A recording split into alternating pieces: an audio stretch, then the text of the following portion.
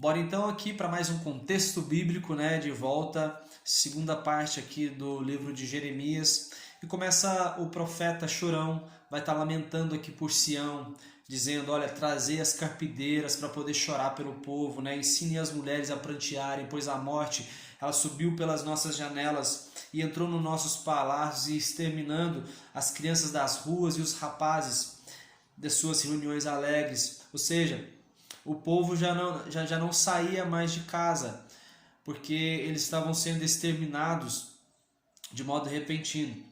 Cadáveres ficaram estirados como esterco e em campo aberto. Não se glorie o sábio na sua sabedoria, nem o forte no seu poder, nem o rico nas suas riquezas.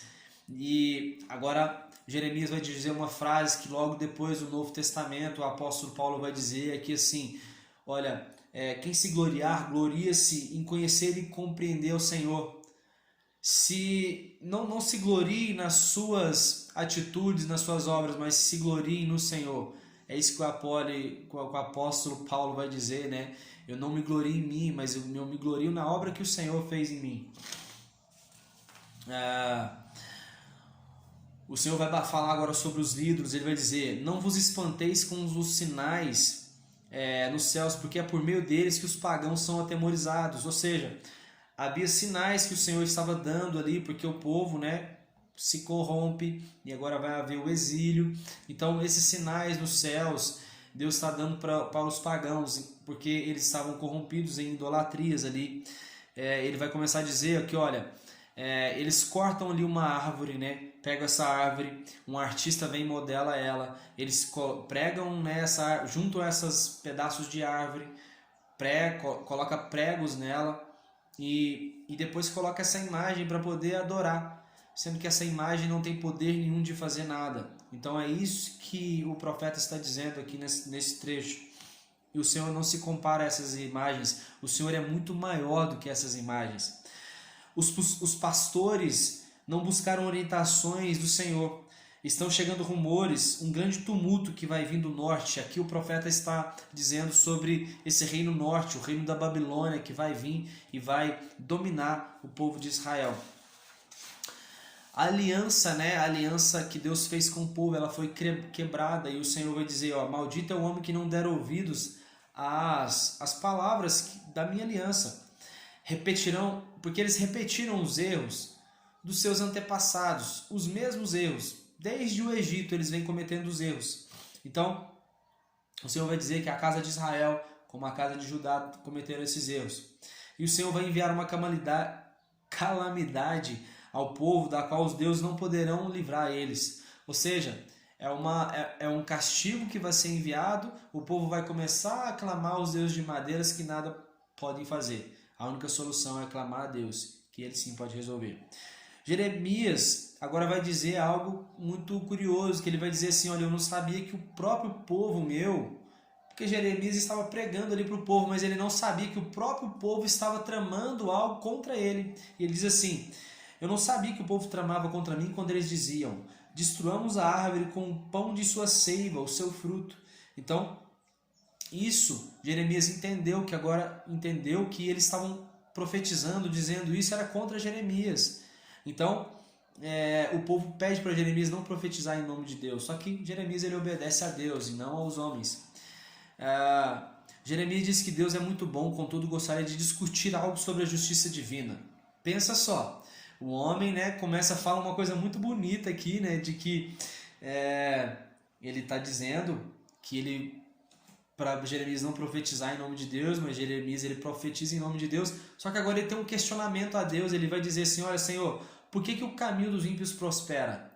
Por que todos os traidores vivem sem problemas? Os maus crescem e dão frutos. Senhor, esses questionamentos estão na minha mente. Então, Jeremias tirou um tempo para poder questionar isso com o Senhor. Ora, aí, olha só, a resposta que Deus vai dar para ele. Jeremias, se você se propor a correr com os seres humanos e você se cansa, como é que você vai correr com os cavalos? Ou seja, se o seu nível é olhar somente para os seres humanos, Jeremias, cara, você não vai conseguir me seguir não, cara. Ele vai dizer, continuando a resposta de Deus, Até mesmo os teus irmãos e a casa de teu pai, estes mesmos agem com perversidade para contigo. Não confie neles, ainda que te façam elogios e grandes promessas. Ou seja, o que dá a entender aqui é que Jeremias estava ouvindo de algumas pessoas o seguinte: olha, Jeremias, você está fazendo tantas coisas aí para o Senhor, esse Senhor que você defende tanto, mas olha para a sua vida, cara. Olha as pessoas à sua volta, elas estão muito mais prósperas. Será que faz sentido você continuar servindo a esse Deus?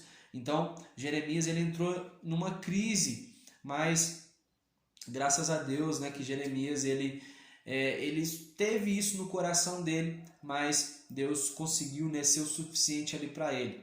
Então nós também somos da mesma forma, né? Quero aproveitar e dizer, porque assim, nós temos as mesmas paixões, os mesmos sentimentos do que esses profetas que fizeram grandes coisas. E eles também tiveram questionamentos bem contundentes assim contra o Senhor. Então nós não somos diferentes.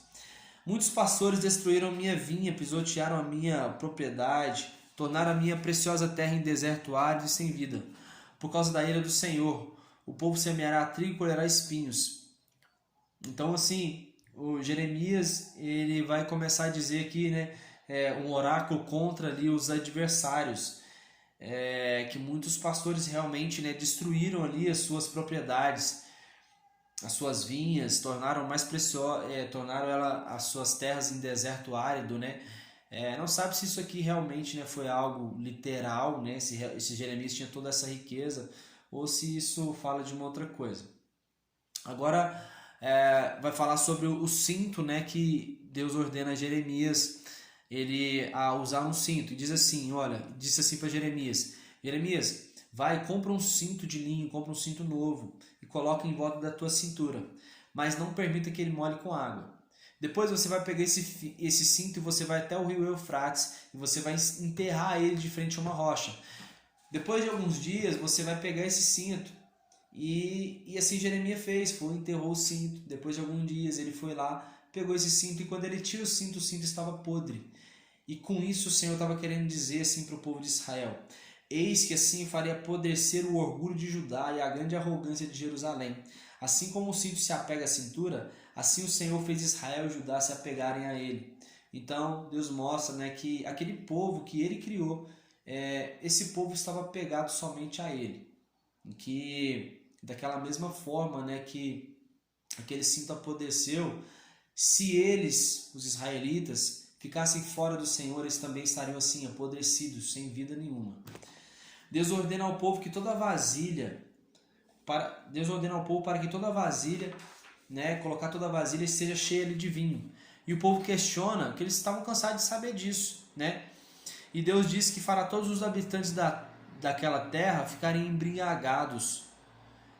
Com essa atitude, Deus está mostrando ali para o povo que ele vai fazer com que o povo realmente fique embriagado. E o embriagado aqui não é simplesmente uma bebida alcoólica, né, que eu entendo. É que eles ficarão embriagados, ou seja, eles farão coisas sem saber, farão coisas sem raciocinar. E é isso que o povo estava fazendo coisas sem raciocinar, servindo a outros deuses, corrompendo, né, todos os mandamentos que o Senhor tinha deixado para eles, porque eles estavam embriagados, pensando que estavam fazendo a coisa certa. Agora, Jeremias ele vai exortar o povo, porque o perigo do cativeiro era iminente. Ele vai dizer o seguinte: olha, se vocês não ouvirem, né, não me ouvirem, por causa do vosso orgulho, os meus olhos chorarão amargamente e desfarão em lágrimas, porque o rebanho do Eterno foi levado cativo. Ou seja, se vocês não me ouvirem, né, eu vou chorar. É isso que Jeremias está dizendo. Ele vai dizer: pode o etíope mudar a pele? Pode o leopardo alterar as suas pintas? Assim também podereis vós fazer o bem, estando vocês habituados a fazer o mal? Então Jeremias estava dizendo isso aqui porque o povo ainda achava que eles podiam fazer algo de bom. Eles achavam que não tinha nada de errado. Então ele continuava exortando o povo e dizendo: olha, eu estou sofrendo muito por causa de vocês. Eu estou pregando uma palavra dura, mas eu estou sofrendo com isso. A terra nada produziu. Chegou o tempo de seca, um tempo de fome e de guerra. A terra nada produziu, pois as chuvas não vieram. Por causa dos pecados, o Jeremias vai dizer. E Deus vai dizer, ordenar a Jeremias, olha, não interceda por esse povo. Não interceda. Deus diz ainda mais, olha, ainda que Moisés e Samuel viessem interceder pelo povo, eu não ia ouvir eles. Os profetas naquela época, eles estavam pregando realmente ali sobre paz, que haveria uma paz vindoura, prosperidade para o povo, quando na verdade Deus estava sentenciando aquele povo. Então, quando estava havendo aquela seca, pestes, os profetas falsos profetizavam que tudo ia ficar bem. Só que Jeremias estava dizendo, não, cara, não vai ficar nada bem não, velho. Não vai ficar nada bem não, vocês precisam se arrepender. Sabe, o único que pode mandar chuva aqui vai ser Deus, porque o povo ainda estava correndo atrás dos deuses feitos de madeira. Então Jeremias, exortava o povo. Deus diz que todas essas pragas virão por causa das atitudes de Manassés, que era um povo, era uma tribo ali de Judá, do povo israelita. Ai de mim, pobre da minha mãe, por haver me dado a luz. Deus entregará os tesouros do povo gratuitamente por causa dos seus muitos pecados. Jeremias ele vai dizer que sofre ofensas e humilhações por causa do Senhor. E ele diz assim, olha, eu comi cada frase do Senhor e as digeri no meu íntimo. Porque ele começa a entrar em crises aqui, Praticamente ele estava ali solitário no meio de tantos profetas, profetas falsos, E Jeremias ele começou a clamar, olha, ai de mim, pobre da minha mãe por haver me dado a luz, eu sofro ofensas e humilhações por causa do Senhor. E cada frase que o Senhor colocou, o que eu tenho de esperança, o que me dá força, é cada frase que eu ouvi do Senhor. Eu como essas palavras, ou seja, eu absorvo essas palavras, eu vivo essas palavras como uma forma de sobrevivência aqui. E Jeremias questiona a Deus porque ele está fraco, e Deus diz que se ele se arrepender, então o Senhor o restaurará. Ou seja, tinha coisas que aquele profeta, mesmo sendo um grande profeta do Senhor, tinha coisas que ele precisava se arrepender. Então não é porque a gente está vivendo ativo na igreja, fazendo a obra do Senhor e fazendo isso, fazendo aquilo, que nós não temos algo do que nos arrepender. É isso que o Senhor está dizendo para Jeremias. Deus diz a Jeremias para não ter mulher nem filho naquela terra, ou seja, na Babilônia. O povo daquela terra perecerão ao fio da espada. O povo está questionando a Jeremias o motivo daquela desgraça, e aí Deus diz para Jeremias responder, olha, é por causa da idolatria. O homem pode fazer deuses para si, entretanto jamais seriam deuses. Maldito, agora Jeremias vai dizer uma frase muito conhecida no nosso meio, que é assim, maldito o homem que confia nos homens, que faz da humanidade a sua força e motivação, mas cujo coração se afasta do Senhor. Mas bendito é o homem cuja confiança está totalmente em Yahvé, cuja fé está no Senhor. Ele será como árvore plantada a boas águas, que estende suas raízes ao ribeiro. E ele diz também que não há nada mais enganoso e irremediável do que o coração humano. E outra coisa que ele disse muito tremenda é que Deus ele entende cada pessoa através de suas atitudes e obras, ou seja, através daquilo que nós estamos fazendo, daquilo que a gente toma atitude, Deus entende cada um de nós. Então, a gente tem que tomar muito cuidado com as nossas atitudes. Jeremias clama ao Senhor, cura-me, Senhor, cura-me e eu serei curado, salva-me e eu serei salvo, pois Tu és aquele a quem eu adoro e louvo. Quem meus perseguidores sejam envergonhados, mas que eu seja poupado. Jeremias clama ao Senhor. Vai falar agora também sobre a questão do sábado, para guardar o sábado. E por último, para a gente encerrar essa segunda parte, Deus vai dizer para Jeremias ele descer até a casa do oleiro. O oleiro estava ali fazendo um vaso, e esse vaso ele vai e quebra. E agora o oleiro tem que refazer o vaso. E o Senhor vai advertir com essa ida de Jeremias até a casa do oleiro. Ele vai dizer para Jeremias, olha, se uma nação que o Senhor advertiu se converter de seus pecados, então o Senhor voltará atrás de sua punição. Ou seja, se aquele vaso do Senhor ele foi quebrado, o Senhor pode refazer isso. Ou seja, não é porque eu estou pregando uma mensagem de sentença que isso não tem... Sabe, existe ainda uma redenção para o povo de Israel, e é o arrependimento. É isso que Jeremias está dizendo. o povo exclama para levantar planos contra Jeremias. Então, diante das mensagens que Jeremias está levando para o povo começa a assim, gente, vamos fazer algo para que Jeremias se cale.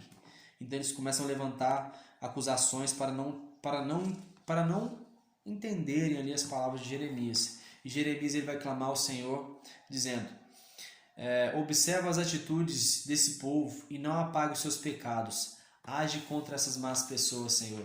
Então Jeremias realmente ele faz uma oração ousada para que o Senhor tenha compaixão dele, porque ele estava obedecendo a ele. E é assim que a gente pode se achegar ao Senhor. Quando a gente começa a obedecer ele, a gente pode clamar por socorro, a gente pode entrar confiante no trono da graça. É assim que o profeta Jeremias ele está nos instruindo aqui.